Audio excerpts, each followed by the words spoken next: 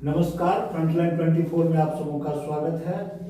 अभी हम हैं, विकास कुमार जी हैं, सोशल वर्कर हैं और पिछले 1 वर्षों से लगातार ये मधुबनी लोकसभा के गांव-गांव में घूम रहे हैं, लोगों से संपर्क कर रहे हैं और यहाँ की माली हालत जो है, यहाँ जो 5 वर्षों के दरमियान या इससे पहले जो विकास कार्य हुए हैं उसको इन्होंने शहर जमीन पर जाके देखा है और काफ़ी मतलब ये दुखी भी हैं यहाँ की स्थिति को देखकर। ये युवाओं के लिए, महिलाओं के लिए, बुजुर्गों के लिए, बुद्धिजीवियों के लिए मधुबनी लोकसभा क्षेत्र में कुछ करना चाहते हैं और अभी हमारे साथ हैं।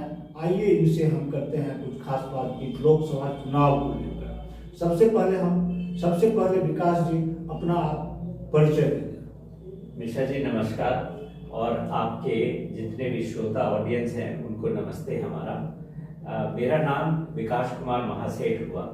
घर हमारा जयनगर टाउन में है। हमारे दादाजी वहाँ पे आज़ादी के टाइम के MBBS डॉक्टर थे।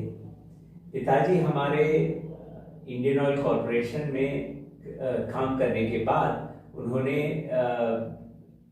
एग्जीक्यूटिव डायरेक्टर की पोजीशन से सेवानिवृत्त हुए और हम जो है यहाँ पर समाज सेवा का काम कर रहे हैं। पिछले 2 साल से मैं यहाँ मधुबनी में रह के मधुबनी क्षेत्र में लोगों की माली हालत और उनकी समृद्धि की जो परिस्थिति है उसमें बदलाव लाने का प्रयास कर रहा हूँ।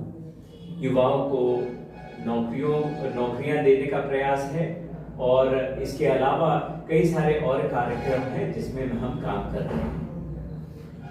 अब आप बताइए, पिछले 2 वर्षों से आप मधुबनी लोकसभा क्षेत्र का भ्रमण कर रहे हैं, गांव-गांव जा रहे हैं, लोगों से मिल रहे हैं, हर तबके के लोगों से आपका संपर्क हुआ है। आपने यहाँ की जो समाज आर्थिक स्थिति है, भौगोलिक स्थिति है, परिस्थिति है, उसे आप किस रूप में देखा और इसमें कितने बदलाव की जरूरत है?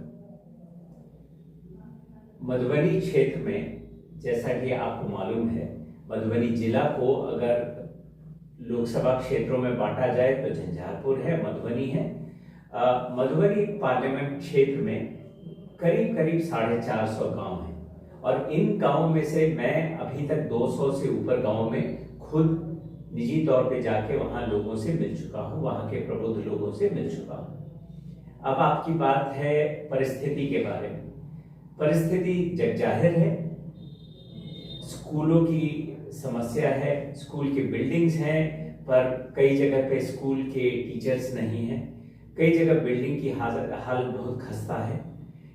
सड़क की हालत देखें, मधुबनी टाउन जो जिला का जो हेड ऑफिस है वहां से गांव की दूरी मात्र 15 किलोमीटर या 20 किलोमीटर होगी, लेकिन इस दूरी को पार करने में 1 घंटा से ऊपर का समय लग जाता है क्योंकि सड़कों की हालत बहुत खस्ता है।